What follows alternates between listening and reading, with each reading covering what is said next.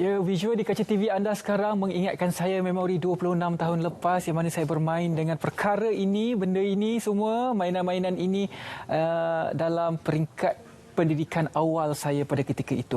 Kalau sekarang, kalau cerita tentang pendidikan awal kanak-kanak, kita tidak pernah terlepas pandang untuk melihat kehebatan tadika kemas kita. Jadi hari ini untuk kita melihat sistem pendidikan yang sebenar-benarnya untuk kita membentuk manusia itu berada di bawah, kita akan bercakap mengenai PDPR di Tadika Kemas bersama dengan saya, Datuk Muhammad Yassid Bidin, Ketua Pengarah Jabatan Kemajuan Masyarakat Kemas Malaysia. Hari ini, Datuk, Assalamualaikum, selamat pagi Malaysia. Waalaikumsalam. Jadi Datuk, di hadapan saya ini adalah memori saya lah waktu kecil dulu.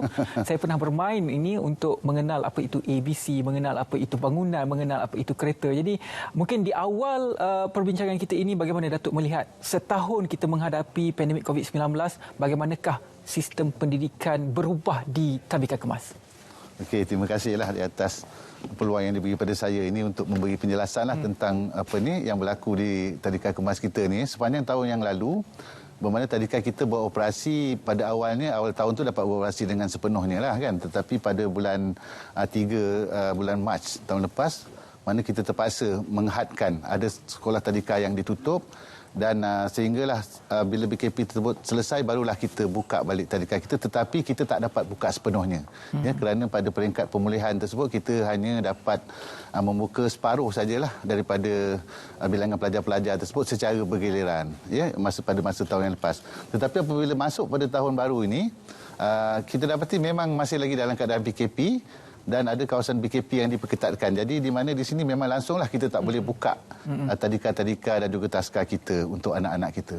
Jadi untuk itu maknanya kita telah pun merangkalah beberapa kaedah lah supaya anak-anak kita ni dapat terus meneruskan pelajaran mereka, mendapat pendidikan sewajarnya walaupun tadika kita tidak dibuka pada masa tersebut. Jadi untuk sepanjang 3 bulan pertama ni maknanya walaupun tadika kita tidak dibuka, tetapi kita masih lagi meneruskan pendidikan kepada anak-anak kita. Maksudnya kalau bermula 1 Mac hari itu telah dibuka secara bersemuka tetapi tidak sepenuhnya, itu saya faham. Untuk 1 Mac tahun ini memang kita telah buka tetapi tidak dibuka sepenuhnya lah. Maknanya kita tak beri semua kanak-kanak tu boleh hadir serentak berdasarkan kepada keluasan dan saiz tadika tersebut. Jadi yang tak dapat datang tu kita bagi di sistem penggiliran lah. Tapi yang saya nak tekankan di sini adalah kaedah yang kita laksanakan sepanjang 3 bulan pertama. Maknanya daripada bulan Januari, Februari, Mac, di mana tadika kita ditutup sepenuhnya. Pada masa itu juga sebenarnya itulah yang saya nak terangkan pada hari ini tentang kaedah pembelajaran yang kita laksanakan di sana. Silakan Datuk, rangka PDPR yang telah pun dirangka oleh... Jadi bagi memastikan anak-anak tadika kita ni mendapat pendidikan sewajarnya, jadi kita telah merangka pendidikan dari rumah lah. Jadi mudah aja, simple aja. Ada 3 kaedah pendidikan kita daripada rumah. Yang pertama sekali kita menggunakan atas talian lah. Kita gunakan WhatsApp group, kita gunakan video call dan sebagainya lah, di mana guru-guru tadi dia berhubung direct lah dengan ibu bapa dan ibu bapa tadi akan introduce kepada anak-anak mereka itu melalui online. Dan apa juga pembelajaran kita boleh ajar melalui itulah, itu online. Kemudian kaedah kedua, kita gunakan kaedah makna dia kita bagi assignment lah, offline lah. Offline makna dia kita sediakan peralatan-peralatan dan tugasan-tugasan dan kita minta ibu bapa dia datang collect di tadika kita dan dia buat bersama-sama dengan anak-anak mereka. Dan kalau nak tengok, inilah hasil dia lah, yang contoh yang kita telah laksanakan. Oh, ini hasil daripada PDR dari rumah PDPR tadi. Di rumah anak-anak bersama dengan ibu bapa. Ya. Wow.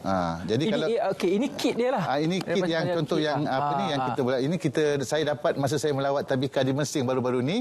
Jadi ini bukti dia lah yang mana dia pendidikan tu tetap diteruskan walaupun tadika kita tutup. Jadi ini antara kerja-kerja yang telah dilaksanakan dari pendidikan dari rumah ni, mana anak-anak kita tadi kita bagi dia lembaran-lembaran begini dan dia buatlah bersama-sama dengan ibu bapa dia. Jelas dekat sini kita boleh lihat mewarna dan sebagainya. Ya. Assignment ni tiap-tiap hari ke macam mana? No, biasanya kita bagi dalam setiap minggu lah. Setiap minggu kita bagi. Jadi ini yang paling mudah lah untuk anak-anak kita. Jadi dalam masa yang sama, ini awan cantik. Kita buat ini, anak-anak kita buat, dia warnakan huruf A dan dia gunakan kreativiti dia lah untuk jadikan awan ni. Ya, macam ni ya. Kalau kita lihat dia gunakan kapas, ada yang kita boleh tengok juga lagi yang kreativiti kanak-kanak tersebut menggunakan tali dan sebagainya. Maksudnya dari segi silibusnya memang tidak berubah, dari segi silibus pendidikannya, cuma caranya berubah. Cara pendidikan saja ya, memang mana kaedah dia. Kalau dulu kita boleh guru tu yang mengajar, tetapi pada hari ini kita lihat ibu bapa juga committed, terpaksa bersama-sama dah dengan anak-anak untuk mengajar. Kalau kita lihat contoh replika ni kan, kita gunakan bahan-bahan yang terpakai. Seperti mancis, bilah mancis, kertas cardboard, dan ada alat-alat mainan juga ada dia disertakan di dalam ni lah. Jadi kita pastilah mana ini memang dibuat bersama-sama di antara anak-anak dan juga ibu bapa mereka. Jadi kita juga dapat melihat satu kesan positif daripada ini adalah pelibatan ibu bapa tersebut bersama-sama dalam mendidik anak-anak. Mengasah parenting skill pada waktu yang samalah. Tapi dalam isu pendidikan awal kanak-kanak ini, tadika kemas di bawah kerajaan dan juga ada juga tadika swasta. Jadi ada swasta dibuka, tadika kemas ditutup. Jadi macam mana untuk menyeragamkan pendidikan awal kanak-kanak di Malaysia ini?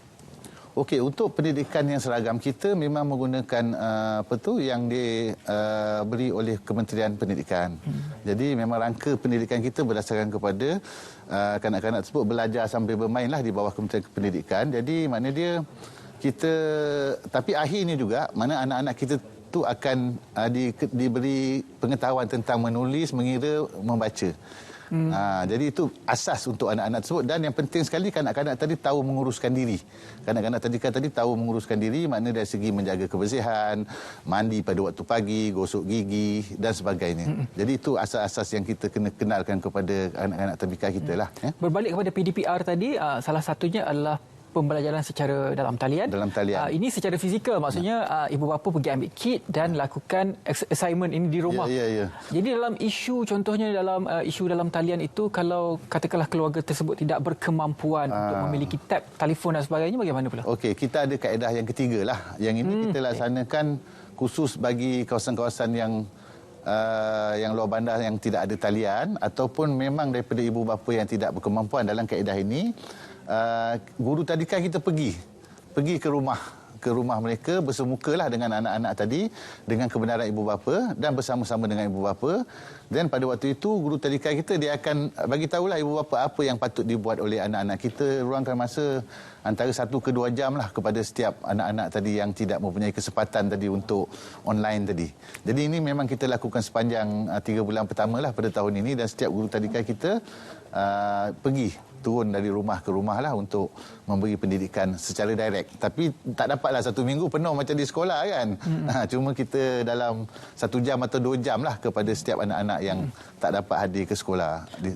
Hebat Maksudnya guru turun ke rumah keluarga tersebut yang ada anak-anak untuk pendidikan awal kanak-kanak ini dan juga mengajar pada ketika itu. Sebenarnya kaedah ni telah lama kita laksanakan lah. Pada mana dia kita di dalam kategori anak-anak tadika kita ni ada yang cerdik, ada yang kurang cerdik, ada juga yang slow learner kan. Jadi biasanya yang ini telah kita amalkan bagi anak-anak yang slow learner. Kadang-kadang dah bulan 10 tu pun masih tak boleh membaca, tak boleh kenal huruf lagi. Jadi bagi yang inilah, mana dia guru-guru kita akan pergi melawat ke rumah mereka dan bagi special coach direct kepada anak tersebut bagi memastikan dia ni boleh mencapai objektif penubuhan tadika kita tadi. Maksudnya inisiatif ini dah lama kita jalankan. Tetapi kita kembangkan juga pada masa PKP ini, di mana disebabkan mana dia tidak ada kemudahan talian ataupun ibu bapa yang tak mahu, jadi guru kita pergi, pendidik tadika kita pergi ke rumah. Sama juga macam yang kita telah buat sebelum ni. Bagi yang slow learner, guru-guru akan pergi mengajar secara face to face lah dengan anak-anak tersebut. Itu dia pengorbanan seorang guru ya, kalau kita boleh dengar dan juga kita boleh faham.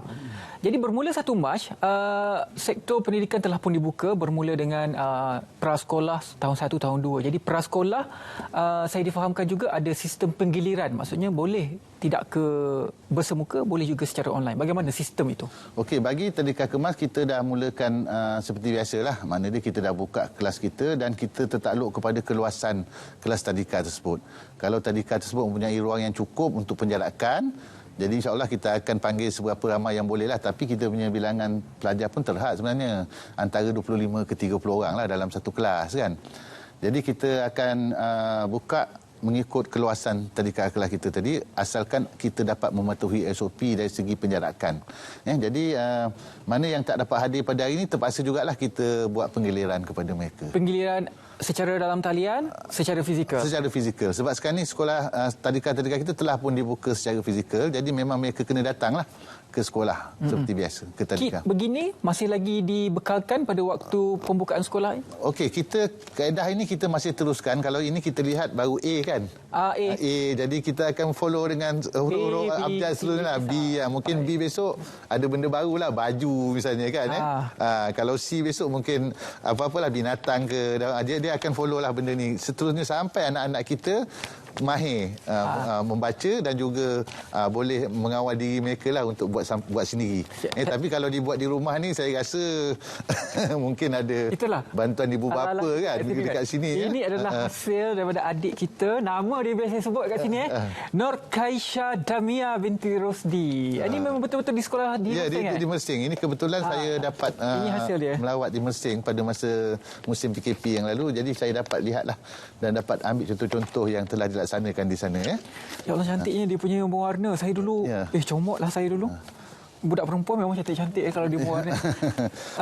Ini hasil dia. Maksudnya tidak mustahil lah sesi pengajaran dan juga pembelajaran boleh dilakukan di rumah dengan instruction yang telah pun diberikan oleh pihak Tadika Kemas sendiri.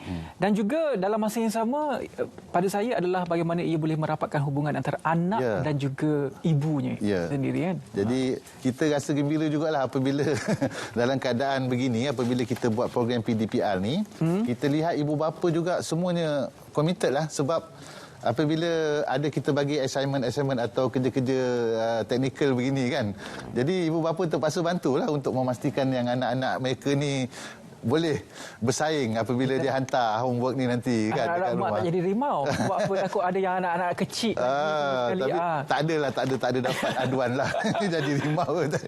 Tapi kita lihat memang hasil kreatif tu yang dia buat tu memang berbagai-bagai lah. Banyak. Saya tak dapat nak bawa contoh-contoh yang lain lah. Tapi ini pun dah cukup berwarna-warni untuk slot kita pada hari ini.